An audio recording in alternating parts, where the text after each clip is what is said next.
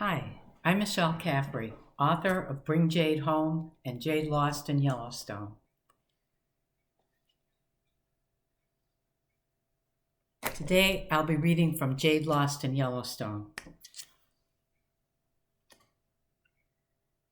Written by me and illustrated by Steph Lehman. This is the true story of a young dog who was suddenly lost in a car accident in Yellowstone National Park. She escaped her broken pet carrier and roamed Yellowstone National Park. I'm going to start over. This is hard.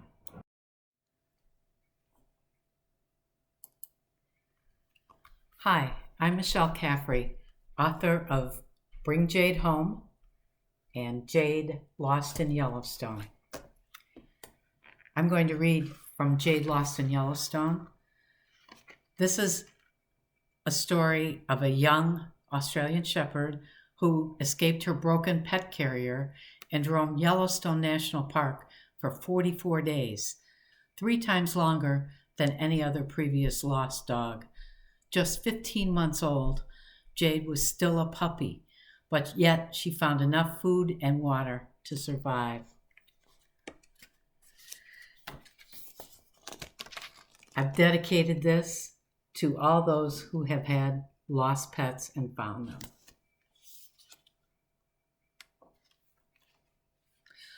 Laura and her friend David were taking a trip to Yellowstone National Park. Riding in their carriers were Layla and Jade, their 2 Australian Shepherd puppies. You can see them in the car. Laura laughed. This vacation is for the dogs. They've become best buddies, David agreed. Jade barked in the back. David sighed. She wants out of her carrier, and it's tough getting her back in. Laura trained dogs. You have to coach her with treats. And you can see they are best friends. This is Jade, and this is Layla. We've seen lots of elk and bison, but no moose yet, Laura said. No, and no bears either. Well, we know they're out there, along with the mountain lions, coyotes, and wolves, Laura added.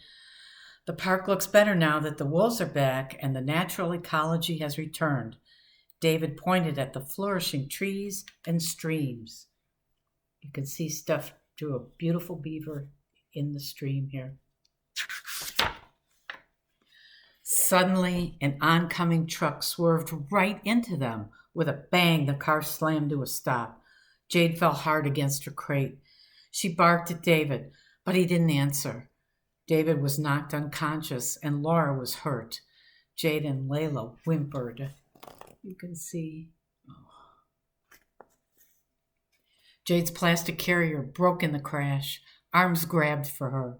Rangers were trying to help, but Jade didn't know them. Ignoring the rangers' calls, she leapt past them. Jade zigzagged across the meadow and ran into the woods to hide. In the hospital, David got a call from the rangers. Jade was missing. And you could see she ran. She was so afraid.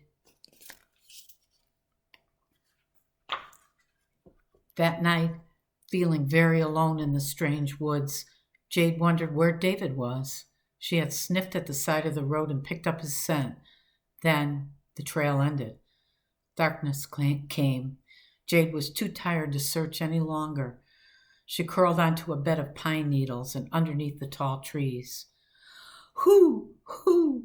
Jade woke to a strange sound. She smelled the blood of prey and knew the huge bird she saw was hunting. She wasn't afraid and stood up and growled. The owl ruffled his feathers and flew off into the night. He was hunting, but not Jade. In the morning, Jade was thirsty. She followed her nose to a bubbling stream where she drank and drank. Later, Jade looked for David along the road. She came up to the other parked cars, but then ran away. Those people weren't her family. David and Laura left the hospital the next morning to look for Jade. They called and whistled for her, but the puppy did not hear them. David hated to leave without finding Jade, but he had to get more treatment for his injuries. He cried. Jade's tummy growled. She tried to eat a pine cone like she saw other critters doing. Yuck! Not too tasty. That night, lightning flashed, thunder rumbled, and rain drenched Jade's thick coat. Shivering, she dreamt of home. David, her warm bed, puppy chow, and her toys. She wanted to go home. And there she is dreaming about David. How she missed him. One morning, Jade ran toward some funny-looking animals in the clearing. She wanted to nip at the elk's legs and round them up like cattle, but their big antlers warned her off. Jade watched the elk graze. She ate some grass, but it made her belly ache. Jade saw a critter she recognized. She chased them at home, but never caught one. She didn't chase this squirrel either as it raced up a tree. It sat on a branch, chirping at her. 4 days missing.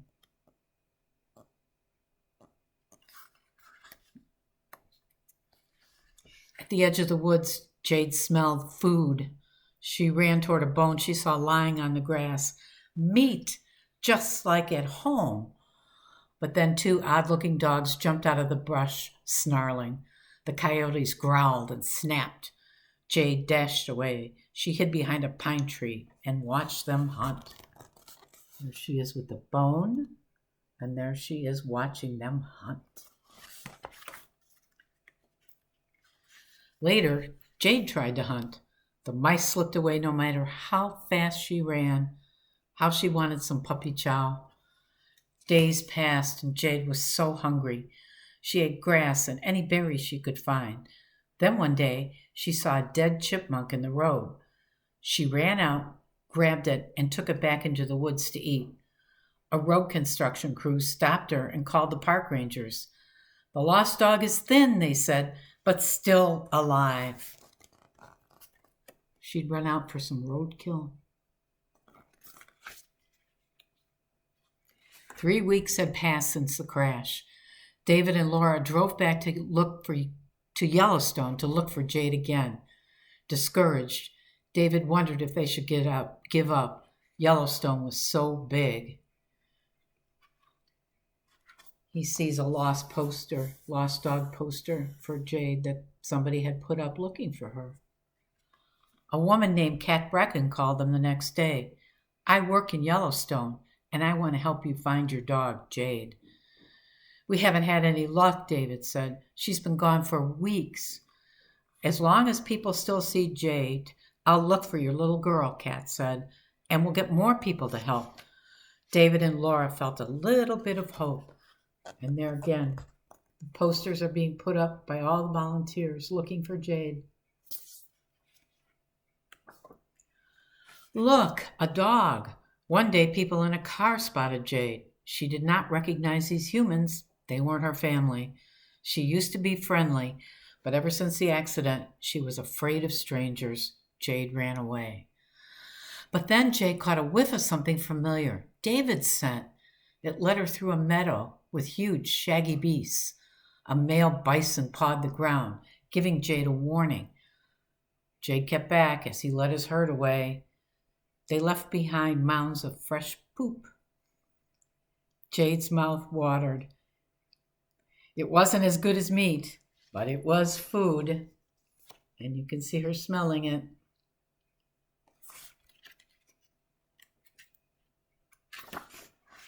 As Jade rounded a hill, she spotted 2 puppies gnawing a bone.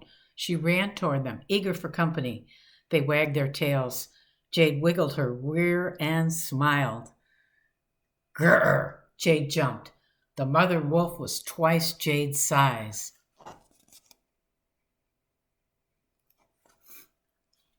She snarled, but then sniffed the cowering Aussie. The wolf gave Jade a motherly nuzzle and loped away with her pups. Jade chewed on a bone the wolves had left behind. A raven watched her and then gave a loud croak and flew off. The raven flew towards a village. Curious, Jade followed her to the wrecked SUV. She smelled David, his friend Laura, and her dog buddy Layla. She waited for them, hiding in the nearby tall grass. A woman getting gas at the Canyon Village service station spotted Jade in the tall grass nearby. That dog should be on a leash, the woman thought. As she moved closer to Jade, she realized the puppy was an Aussie. Then Jade ran away. In the search for Jade, rangers set out traps near Canyon Village. Jade smelled the traps. Her mouth watered from the dog food they put inside, but the wire cage made her suspicious. To aid in the search, Kat Brecken needed something with Jade's owner's scent, so she asked David to mail some dirty clothes to her. She hoped that putting the clothes out in the area Jade was seen would attract her. And here you see some of David's clothing. I love Aussies, and his underwear. Jade sniffed the air, but she was too far away to smell David's clothes. Instead, she smelled fresh meat just beyond the meadow. She ran for it. Yum! Ooh, look at that beautiful face and those blue eyes.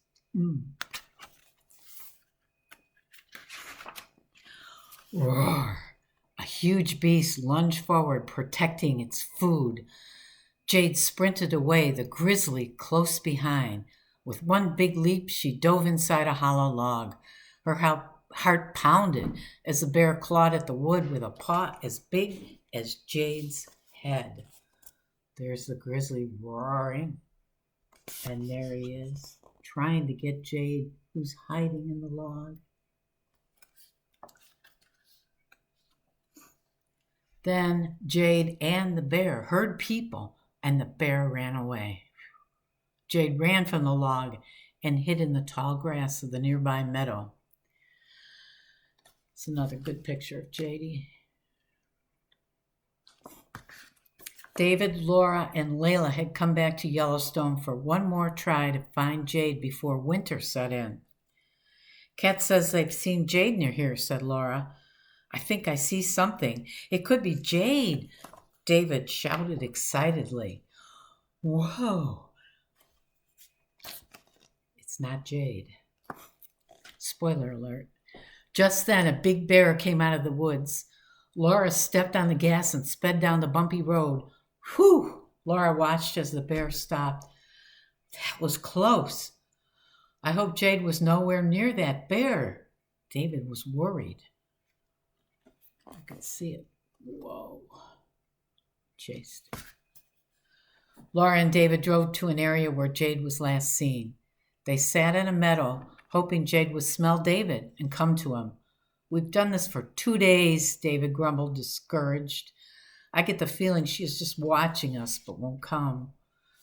We have to be patient, like Kat told us. And remember, the poster has tips to help. Jade pointed to the flyer. There's all kinds of tips here on finding a missing dog. Things like, Jade is skittish. Do not chase her. If you see Jade, try to entice her to you. Sit quietly and allow her to approach you. She may be inclined to approach people with other dogs. However, dogs must be on a leash at all times. Do not use her name. This seems to scare her. Use "here, puppy," and then they give information. If you've seen Jade, where to call, where to find information about her. So many people